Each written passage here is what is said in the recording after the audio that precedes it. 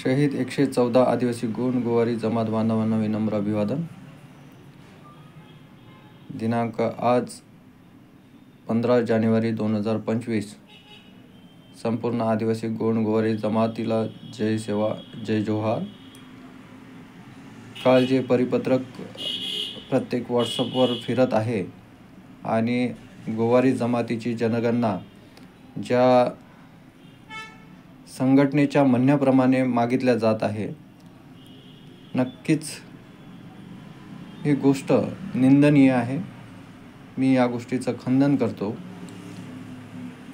आमचा जो लढा होता, जो संवैधानिक लढा होता, आर्टिकल 15 आणि आर्टिकल 342 याप्रमाणे आमचा लढा होता, संवैधानिक लढा होता आणि संवैधानिक लढ्याला घेऊनच आम्ही प्रत्येक आंदोलन असो, चाहे ते 14 डिसेंबरचा मोर्चा असो, 26 जानेवारीपासून चाललेलं आमरण उपोषण असो 17 दिवसाचं, की 5 फरवरीचं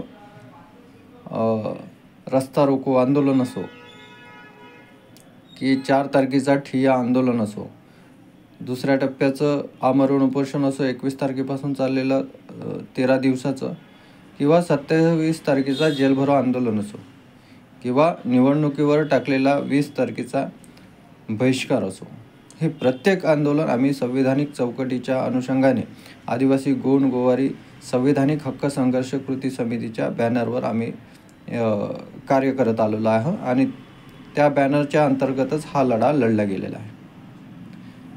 पण जे पहिल्या टप्प्याचं आमरण उपोषण झालं त्यावेळेस समाज बांधवांनी आणि संपूर्ण कार्यकर्त्यांनी आणि संपूर्ण संघटनेने जो विश्वासाने, ज्या एकनिष्ठेने समाज एकत्रित झाला होता आणि त्या अनुषंगाने हा लढा प्रामाणिकपणे लढला जात होता, यामध्ये काही लोकांची मनस्थिती वेगळी जरी असली तरी आम्हाला विश्वास होता की हे समाजाच्या विरोधात काम करणार नाही किंवा समाजविरोधी गतिविधीमध्ये हे राहणार नाही। जो संवैधानिक लढा आहे, या संवैधानिक लढ्याला नक्कीच प्रामाणिकपणे आपलं न्याय देण्याची भूमिका घेतील।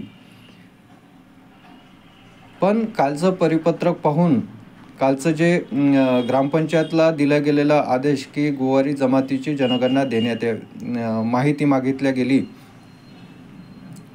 अत्यंत आश्चर्य वाटते की ज्या लढ्याला घेऊन आमचा लढा जो होता, गोवारी सबट्राईब ऑफ गोंड, जे गोवारी हे गोंडांची उपजमात आहे आणि आमची एंट्री जे झालेली आहे गोंड गोवारी झालेली आहे आणि त्याच्यावर राज्य सरकार आणि केंद्र सरकारने सुद्धा शिक्कामोर्तब केलेला आहे। अँथ्रोलॉजिकल सर्व असो, इथनॉग्राफिक नोट्स असो, किंवा महाराष्ट्राचं पत्र असो, किंवा राज्य सरकार आपलं हायकोर्ट आणि सुप्रीम कोर्टाने केलेला शिक्कामोर्तब असो, ज्यामध्ये जे स्पष्ट म्हटलं गेलेलं आहे की पॅरा नंबर 83 मध्ये, जे वाघोबा नागोबा ढालपूजा पुजतात तेच खरे गोंडगोवारी।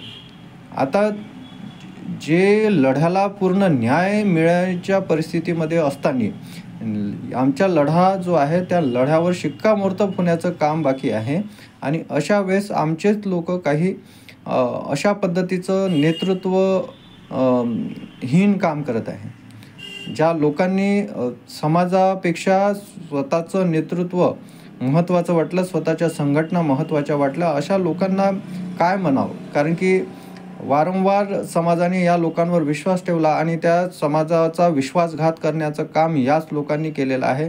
गेल्या 30 वर्षापासून समाजाचा विश्वासघात होत आहे, तरी या लोकांचे डोळे फिटले नाही, या लोकांचं अजूनही समाजाला घात करण्याची प्रवृत्ती बदललेली नाही। जेव्हा की 1994 मध्ये हत्याकांड घडल्यानंतर याच पद्धतीचा आदेश त्यावेळच्या शासनाने सुद्धा दिला होता आणि या पद्धतीचंच SBCचं आम्हाला तुम्हाला शेड्यूल ट्राईबचे लाभ मिळतील, पण SBCच्या अंतर्गत हे SBC तुम्हाला तात्पुरतं आहे आणि त्याला आदिवासींच्या संपूर्ण योजनांचा लाभ तुम्हाला देण्यात येईल, या पद्धतीचं GR सुद्धा काढला होता। पण त्याचा कुठेही आम्हाला लाभ मिळाला नाही। फक्त SBCच्या नावाने 2% आरक्षण, त्याच्यामध्ये आमच्या ज्या 7 जाती टाकल्या गेल्या आणि त्याच्या पोट जाती अशा 47-48 जाती टाकल्या गेल्या आणि त्यामध्ये आम्हाला गुरफटून ठेवलं। आता सुद्धा त्याच पद्धतीचं कटकारस्थान करत आहेत. जी वांशिक लढाई आहे आमची, जे आम्ही ज्या वंशाचे आहे, पारिकुपार लिंगो मा रायता जंगो, या वंशाची लढाई आम्ही लढत असताना कुठंतरी आम्ही ज्या गोत्राचे आहो, ज्या संस्कृतीचे, आदिवासी संस्कृतीचे आम्ही निगडीत आहो आणि त्या रक्ताचे आम्ही असताना त्याला डावलण्याचं काम, त्याला जबरदस्तीने हिंदू दाखवण्याचं काम, त्याला वळवण्याचं काम आमच्याच लोक आमच्यापासून करत आहे. जर त्यांचं नेतृत्व धोक्यात वाटत आहे, पण आम्हाला आमचा समाज महत्त्वाचा वाटतो आहे आणि या समाजाच्या लढाईसाठी निरंतर आम्ही काम करायला तयार आहे. पण असे फितूर, असे नालायक लोक आमच्यासोबत होते, ज्यामुळे आमचा जो पहिलं आंदोलन चाललं अगदी प्रामाणिकपणे चाललं, दुसऱ्या आंदोलनामध्ये या लोकांनी आमच्याशी दगाबाजी करण्याचं काम सुरू झालं होतं आणि त्याचंच हे कुठंतरी प्रसाद आम्हाला आता भोगावं लागत आहे. कारण की यांना त्यांचं व्यक्तिगत स्वार्थ कुठंतरी दडलेला होता आणि तो व्यक्तिगत स्वार्थ पूर्ण झाल्यामुळे किंवा त्यांच्या नेतृत्वावर कुठंतरी प्रश्नचिन्ह निर्माण झाल्यामुळे ह्या लोकांनी असा कटकारस्थान करण्याचं काम केलं, समाजाचा घात करण्याचं काम केलं. आदिवासी गोंड गोवारी जमात हा संवैधानिक एंट्री आपली संविधानामध्ये झाली असल्यामुळे आमचे पुरावे जरी गोवारी गवारा जरी असले तरी आपल्याला गोंड गोवारी नावानेच आपल्याला लाभ मिळणार आहे. कारण की संपूर्ण कास्ट सर्टिफिकेट जे आहे आपल्याला गोंड गोवारी नावानेच मिळालेले आहे आणि हायकोर्टाने सुद्धा त्याच्यावर शिक्कामोर्तब केलेला आहे, सुप्रीम कोर्टानेही केलेला आहे. तर फक्त सुप्रीम कोर्टाचा जो काही आपल्याला अंतिम निर्णय आहे, सुप्रीम कोर्टाच्या शिक्कामोर्तब अंतिम निर्णयाच्या जो वडणे कमिटीचा शिक्कामोर्तब व्हायचा आहे, यासाठी पाठपुरावा करण्याऐवजी आम्ही वेगळ्या मार्गाने कसं काय जात आहोत हे लक्षात घेणं गरजेचं आहे.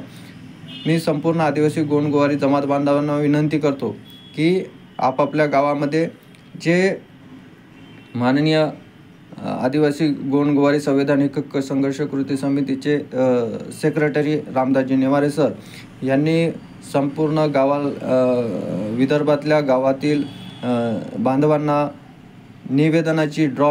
निवेदनाचं पाठवलेलं आहे आणि त्या निवेदनाच्या अनुषंगानेच आपल्याला आपली जे जमात आहे गोंड गोवारी आहोत आणि गोंड गोवारी जमातीचे आम्ही लोक आहोत. पारिकुपार लिंगो आणि मा रायता जंगो यांचं वंशज आहो. आमचं गोत्र जे आहे रावणवंशी आहो, आम्ही मेघनाथ वंशी आहो आणि तिचे आम्ही चौधरी कुटुंबातले आहो. या पद्धतीचं दर्शवाचं आहे. आमचा धर्म जो आहे आदिवासी आहे, या पद्धतीचं दर्शवाचं आहे. कारण की आम्ही आमच्या लढाईमध्ये प्रामाणिकपणे लढा देत आलेलो आहोत, पण काही घुसखोरांनी या लढाईला साईडलाईन करण्याचं काम करत आहे. त्यामुळे घाबरू नका.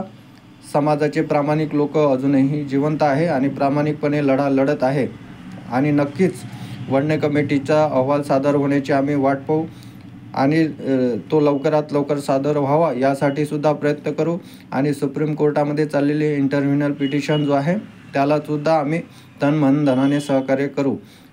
पण ज्या पद्धतीचं आमचेच काही बांधव आमच्या विरोधामध्ये जे कटकारस्थान करत आहे याला सुद्धा चाप देण्याचं, याला सुद्धा या लोकांना सुद्धा धडा शिकवण्याचं काम किंवा या लोकांना सुद्धा साईडलाईन करण्याचं काम आपण केलं पाहिजे, जेणेकरून आदिवासी गोंड गोवारी जमातीच्या प्रामाणिक लढ्याला कोणीही गालबोट किंवा कोणीही डावलता कामा नये.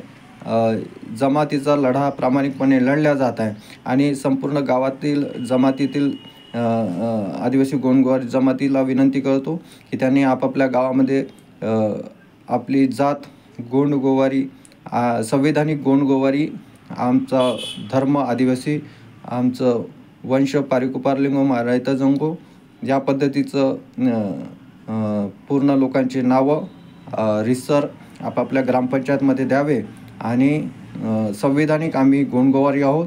1950 पूर्वीचे आमचे पुरावे जरी गवारी असले तरी केंद्र सरकार आणि राज्य सरकार यांनी त्या गोंड गोवारी या शब्दावर 1956मध्ये शिक्कामोर्तब केलेला आहे.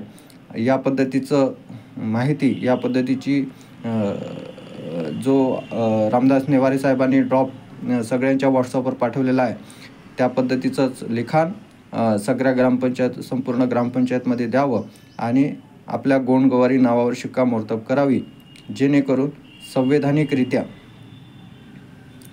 जशी लिहिल्या गेली आहे तशीच वाचल्या जाणार आहे. त्याच्यामुळे तुम्ही घाबरता कामा नये. आदिवासी गोंडगोवारी जमातीचा प्रामाणिक लढ्यामध्ये संपूर्ण जमात बांधवांनी एकत्र राहावं, कुठल्याही अफवेला बळी पडू नये आणि समाजाच्या प्रामाणिक लढ्यामध्ये सगळ्यांनी सहभाग दर्शवावा. जय सेवा, जय जोहार, जय भीम. धन्यवाद.